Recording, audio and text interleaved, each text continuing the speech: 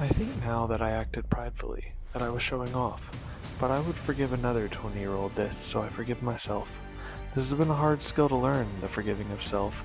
It is not always easy to know when it is good and when it is indulgent. But there's not so much in life that we should spend it being sorry. It was a glorious hour or so in a time of fear and horror, and I would not trade the memory of it for a feeling that I had behaved more properly. Such things are good in moderation. Moderation, too, is good in moderation. When a member of the family first begins to hurt you, they may choose from many weapons, all sharp, all sure to draw blood. The first cuts are the worst, though every cut will hurt, no matter how well you learn to hide it. Alright, what's up, fantasy fans? I'm Shay from the channel Zachary Shay, where I talk about books, comics, manga. And today I want to talk about what is, in my opinion, one of the greatest depictions of war and militaristic struggle in the fantasy genre.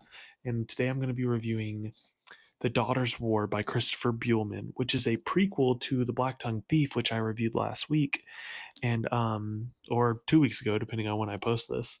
But I will say that I said Black Tongue Thief was my first 6 out of 5 stars books that I read this year, and having read this prequel book about Galva, The Daughter's War, I now retroactively think that The Black Tongue Thief was maybe a 4.8 or a 5 star, and that this is an actual 6 star.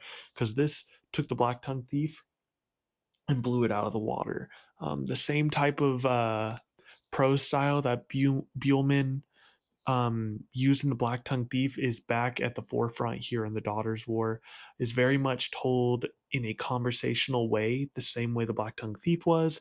And with one little hinting, I believe that this is actually Galva's story as conveyed to Kinch, um, during their travels.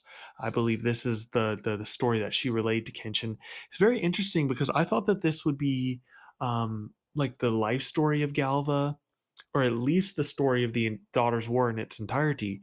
And instead, what we get is just one military campaign near the beginning of her military career during the Daughter's War. It's very much a memoir and not like. I thought this was going to be like looks at different points in her life when it's really just the same like month or two, but it's probably like the most important 2 months of her life. And we follow Galva, we follow her little brother Amiel, the chickpea. Loved his character. He was the best character in this book aside from Galva herself. And then my third favorite, I would say, was Inocinta, which is Galva's shield hero, or shield hero, Galva's shield sister. Um, there's another word that they use, but kind of her lover, kind of her best friend. Inocinta was an amazing character. And then the last character that I want to spend a little bit of time talking about is Pole, her older half brother.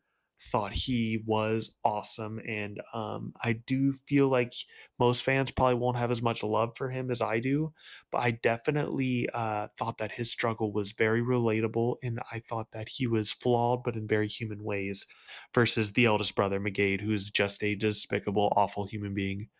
Um, but yeah, I think the Dombraga family in here, every single member of the family, even McGade, all have amazing characterization. Another highlight of the book was Hans the dwarf. I thought he was absolutely phenomenal, and I hope to see him in future books. But so basically, in this book, we have kind, which are humans, the different kind nations of man's reach, or the crown lands as some call them, just the nations of humanity, are at war because following the I believe it's the Fleshers War, the Second Goblin War.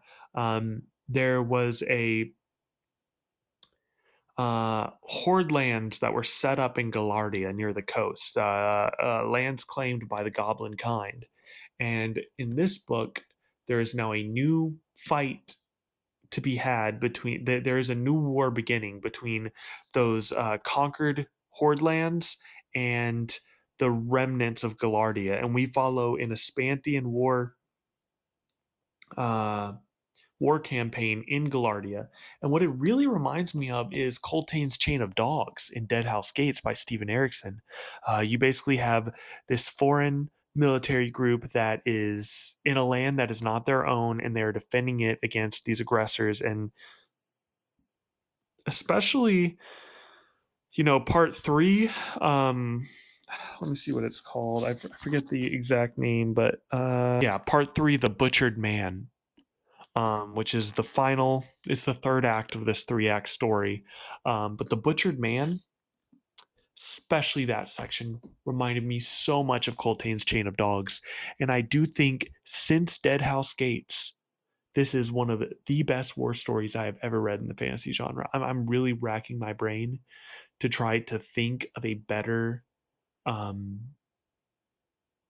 depiction of war in fantasy fiction, and this to me felt like the Band of Brothers. This to me felt like Saving Private Ryan. This to me felt like boots on the ground fantasy military, bloody war. And but you'll be I think most readers will be surprised. There's a lot of brutality in this book, but there is a lot of joy and a lot of humanity. I think Christopher Buehlman is able to perfectly balance the grim with the hope. And while, some have called this grimdark, I do not agree. I believe that it is grim and it is dark, but I do not believe it has the nihilistic nature of a lot of grim dark books. In Abercrombie's books, it's to the point where you almost don't even want to root for these characters at times. Here, you will root for Galva throughout. You will root for Amiel throughout. You will love these characters. I think that's the big difference between dark adult fantasy and grim dark fantasy.